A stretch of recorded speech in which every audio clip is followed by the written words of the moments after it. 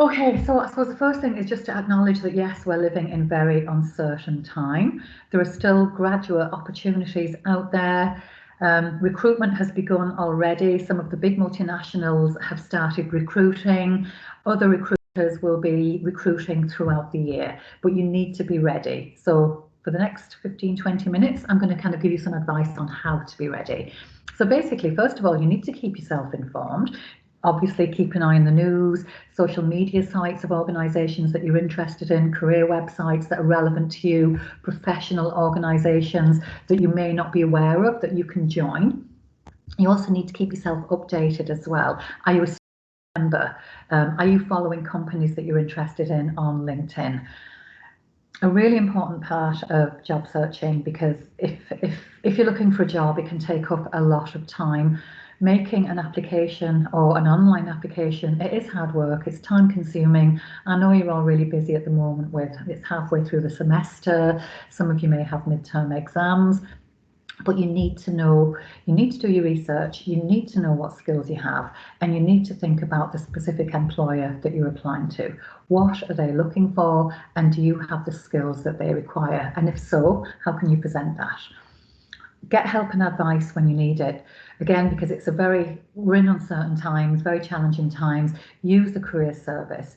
Talk to your classmates, talk to alumni, talk to your course directors, anybody that can help you to find where the jobs are. Ask them. They won't be, they won't be kind of reluctant to help you. I think most people are very, very happy to give advice. So if you need help and you know somebody who might be able to help you, make sure you ask them for advice. Something came up today. I was talking to somebody. They had just graduated. They were looking for a full-time permanent job. They had seen jobs that were 6-month long, shorter contracts. They weren't willing to take them because it's only 6 months. I would say if you can get a short-term contract, it's better to be working than not working. So any kind of short-term contracts, they're worth looking at. Okay, I saw this research the other day. This was actually, this survey was completed in 2019 by the Institute of Student Employee Survey Company. But they surveyed quite a few employers, and these were the results, or universities actually, some of the top universities in the UK. They asked them, are your students prepared when it comes to CVs, video interviews, virtual assessment centres and face-to-face interviews? So as you'd expect, most students are prepared or were prepared for face-to-face interviews and have their CVs ready as well. But as you can see from this, 52% of students were not prepared for video interviews and 63% of students were not prepared for virtual assessment centres. Today, everything is online. So if you have a video coming up, it is going to be an online video. It could be a recorded video. It could be a live video. So you need to be familiar with the technology. You need to be confident speaking to a camera, maybe recording your answers. So again, if you need help with that, please contact us. Virtual assessment centres are becoming more and more commonplace as well. So if you need any help in preparing for a virtual assessment centre, please contact us and we can help you to prepare for these. A lot of this really, it's just about being prepared and knowing what to expect. So you need to be prepared to do everything online. So you need to familiarise yourself with online applications and video interviews, and make sure that your cameras are working, your microphones are working. Make sure that your CV and your LinkedIn profiles are both updated. And if you have psychometric tests, for example, a lot of the larger companies will use psychometric tests. We have some practice tests that you can do. It's teamfocus.co.uk/University of Limerick, and you can do some practice tests there in verbal reasoning, numerical reasoning, abstract reasoning, situational judgment tests. You can do them as often as you like and you'll get a detailed report back. So again, it's about being prepared. Make the most of your time as well. Keep developing your skills. Consider further study. Who knows how things are going to pan out in the next 6 months to 8 months. If you're in your final year at the moment, it might be worthwhile thinking about further study. There are some short online, well, thousands actually of short online courses. Lots of them are free. So consider updating your skills by taking some short online courses as well. And use your network. Keep your eye on the news to see what's happening in your particular area. Okay, the skills you'll need to find a job. So the first thing that you need to do is to be aware of the skills that you have, because at every interview, an employer is basically going to ask you, why should we hire you? How will your strengths or how will your skills play to this role? So you really need to know what skills you have. Your hard technical skills or your language skills, your relevant experience, as well as your degree subjects. And you need to be able to articulate them as well in your CV, in an online application, and in a video. So again, it could be a recorded, it could be a live video interview. Here's the link to the website I was telling you about. Again, as I said, if you use your student email, you can use these or practice these tests free of charge. And again, I suppose hidden work opportunities, especially with smaller companies. Not all of the big companies will be advertising through the career service. So it's worthwhile looking at smaller companies as well and finding out, are they looking for somebody? What do they do? Could they use the skills and the experience that you have? And who can help you to do this? So a lot of it really is about networking and asking for help. Okay, so who can help you? Who can advise you? So it could be classmates, it could be your course director, it could be family members, lecturers. Again, if you're members of any sports groups, voluntary organisations, if you're a member of a student society, all of these possible networks can help you in the job search. Okay, I was looking at the University of Limerick website today, actually, on LinkedIn, and the last time I did this session, it had 64,000 members. When I had a look at it today, it had 66,000 members. So if you want to find out where previous students from your course are now working, if you go into the University of Limerick LinkedIn and you go into the alumni section, you can just put your course title in or a company that you're interested in working for, and you can find out who's working there, who's a former graduate of UL who's working there.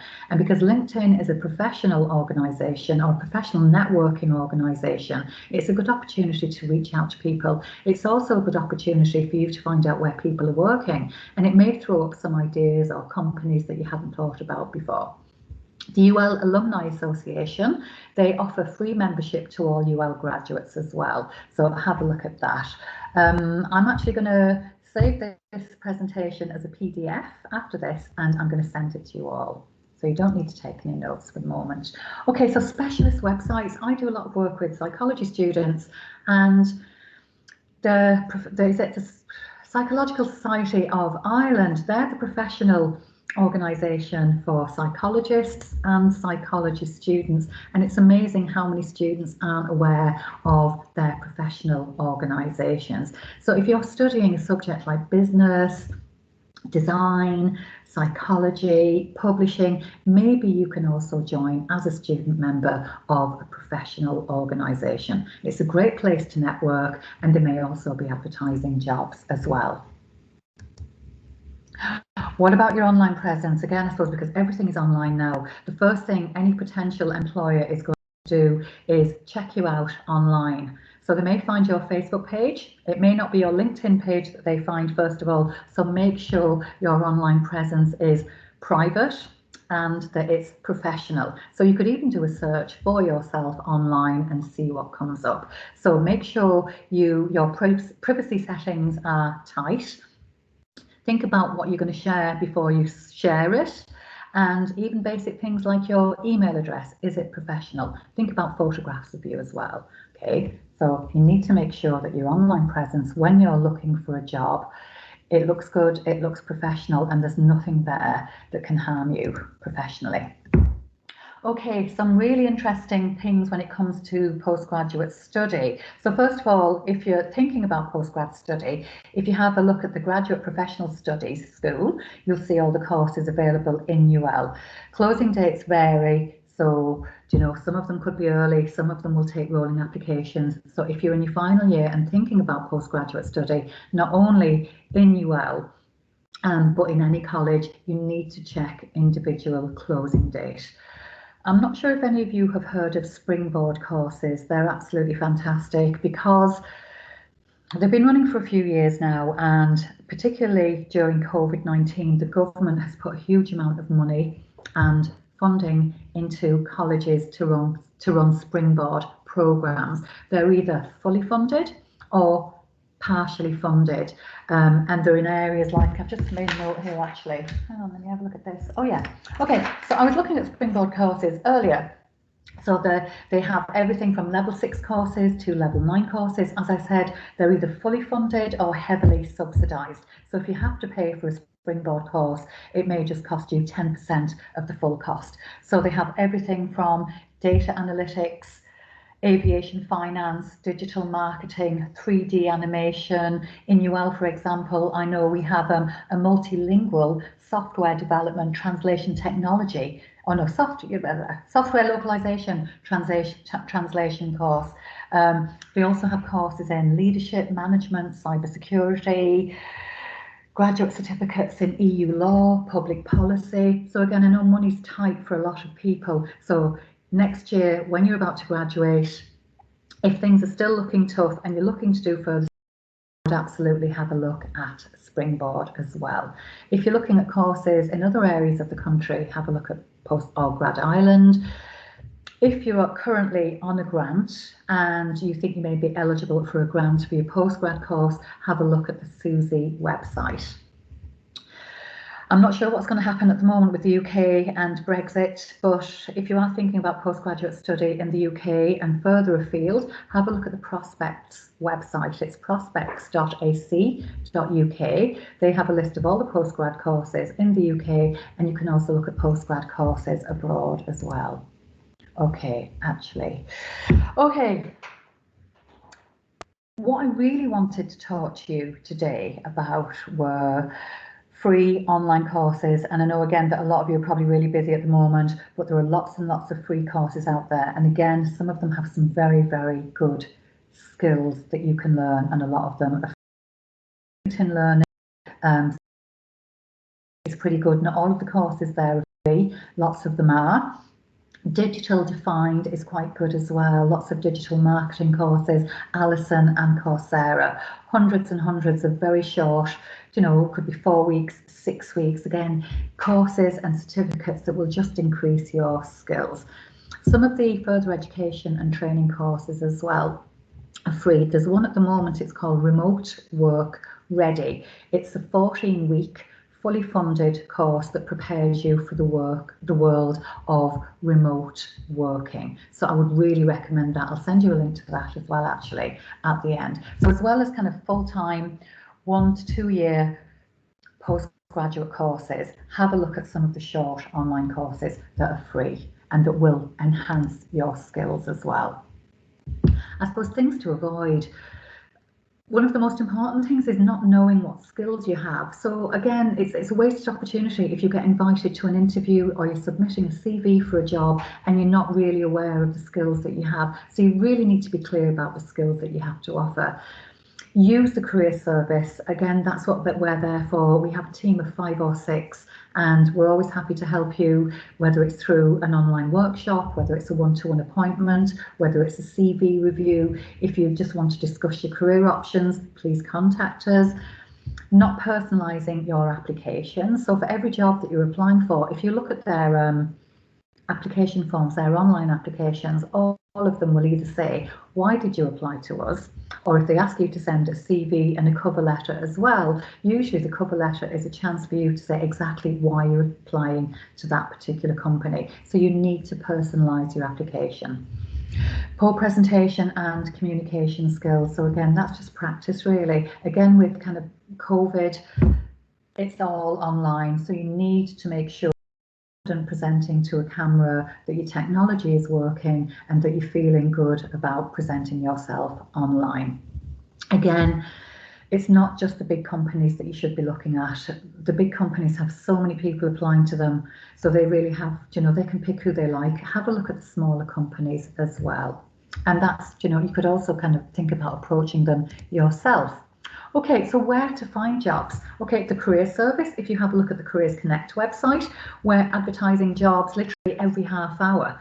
So if you have a look at Careers Connect, they're all graduate level, mostly graduate entry jobs as well. Sometimes we have summer jobs, jobs abroad. I'm not sure how that's going to pan out at the moment, but anyway, so have a look at Careers Connect. Indeed, I have an email alert from Indeed.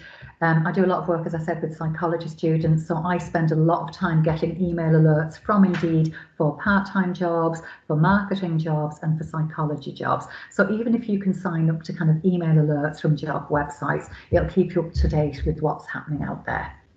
Another one, jobalert.ie. For any teachers out there, educationposts.ie. LinkedIn have a job search facility, so I'm assuming that if you have a LinkedIn profile, you are getting job alerts through LinkedIn.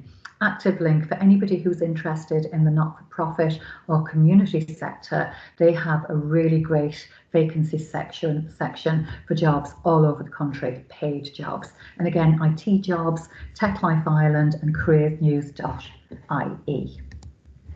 Okay.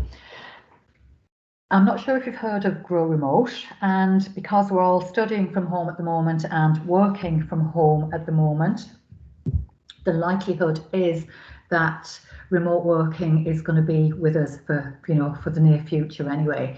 I had a look at the Grow Remote website today, and there, I think it's 362 remote jobs on offer at the moment. So let me just have a look at that. Okay, so some of the jobs that I saw advertised today on Grow Remote, they had everything from HR assistants, digital product design, customer support jobs, data scientists, technical writers, sales, video content producers, web development, machine learning engineers. So again, I would absolutely consider the possibility of remote working. What's interesting about the Grow Remote website as well is they have a really great online remote working community in Ireland. And if you have a look at their website, they have lots of tips and advice. Can you share? Yeah, absolutely, I'll do that. I'm going to email it to you afterwards. They also have kind of a network of remote workers in Ireland that you can contact for tips and advice as well. So all I can say is, if you're looking for work in the near future, do think about remote working. Obviously, you need to have the skills required. And if you look at this graphic here, you can see a lot of the jobs are in areas like computing and IT, customer services. They're really keen. A lot of companies, again, customer service roles, people with languages, administration, marketing and financial services. So they're where most of the jobs tend to be remotely at the moment. So I would absolutely have a look at Grow Remote. Abodu is another Irish remote working website. I think they tend to look at people with more kind of Java, software development, financial skills, things like that. But two great Irish websites if you're looking to work remotely in Ireland. Again, LinkedIn have job alerts for remote jobs, and indeed you can look there for remote working jobs as well. Okay, so I'm going to take some questions in a minute, but before that, just to summarise, I would say again, know what skills you have to offer, be able to articulate them, do your research on the jobs and companies that you're interested in, think of smaller companies as well as the bigger companies, look at remote working companies, make sure that you're familiar with the online recruitment and selection processes. Again, when we're running sessions on video interviews or preparing for assessment centres, if you have an interview coming up or you've been invited to an assessment centre, make sure that you attend these sessions because they really will help you to prepare. Make sure your LinkedIn and your CV profile are up to date, monitor your online presence, and I suppose the main thing is ask for help. So ask us in the careers service, ask your family, your friends, your contacts, and don't be afraid to ask your course directors either. I'm sure they'll be really, really willing to help. So again, you can contact us through Careers Connect and we'd be happy to meet with you.